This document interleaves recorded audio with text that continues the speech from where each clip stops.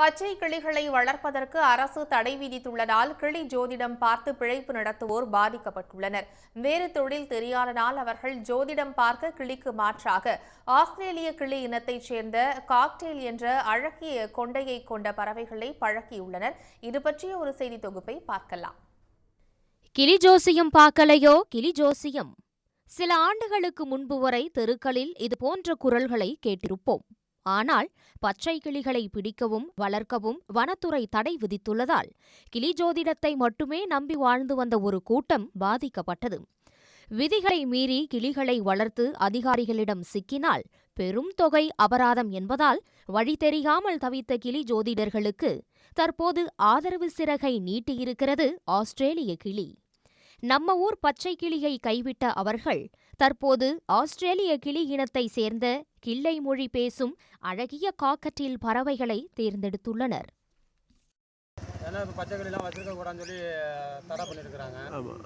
நாங்கள் ஆரம்ப காலத்துலேருந்து கிட்டத்தட்ட பார்த்தீங்கன்னா பரம்பரை தொழில் எங்களுக்கு தொழில் பார்த்துக்கிட்டு இருந்தோம். அதை இப்போ தடை பண்ணதுனால இப்போ பச்சை கிளி வச்சிருக்கிறது கிடையாது. சட்டத்துக்கு நம்மளும் கட்டுப்படுத்தானே ஆகணும். நம்ம ஊர் பச்சை கிளிகளைப் போல அவ்வளவாக அறிவாற்றல் இல்லை என்பதால் இந்த குட்டி பறவை ஜோசியம் கூற அட்டைகளை எடுத்துக் கொடுப்பதில்லை என ஜோதிடர்கள் கூறுகின்றனர். சீட்டுகளை ஒவ்வொன்றாக எடுத்து போட்டுவிட்டு காக்கட்டில் தன் கூண்டிற்கு திரும்பியதும் அது கடைசியாக வீசிய சீட்டினை வைத்து ஜோதிடம் பார்க்கப்படுகிறதாம். ஆனால் இதை வச்சு தான் நாங்கள் நல்லா இருந்தோம். ஒரு 130 வருஷமாக இந்த கிளி ஜோசியம் ஓடிச்சு. பச்சை கிளியை வச்சு எங்கள் தாத்தா முப்பாட்டங்காலத்திலேருந்து இந்த குடி வச்சு தான் பழகிருந்தாங்க. இதை வச்சு குடும்பம், பிள்ளைகள், படிப்பு, அறிவு, ஒரு நாகரிக பண்பாடு, ஒரு வெள்ளை சட்டை போட்டதெல்லாம் இந்த கிளியை வச்சு தான் வந்தது.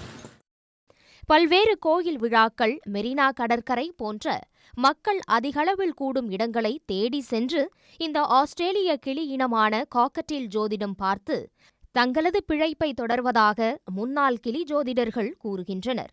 காலம் காலமாக ஜோதிடத்திற்கு கை கொடுத்த பச்சை கிளிகள் பறந்து போனாலும் வாழ்வாதாரத்திற்காக மற்றொரு பறவையை ஜோதிடத்திற்கு பழக்கிவிட்டது மனித இனம். இனி காக்கட்டில் ஜோசியம் பார்க்கலையோ காக்கட்டில் ஜோசியம் என்ற குரல்களை நமது தெருக்களிலேயே விரைவில் கேட்கலாம். சன் நியூஸ் செய்திகளுக்காக பொன்னேரியிலிருந்து செய்தியாளர் பி. ஸ்ரீதர். உடனுக்குடன் செய்திகளை தெரிந்து கொள்ள சன் நியூஸ் பெல் ஐகானை கிளிக் பண்ணுங்க.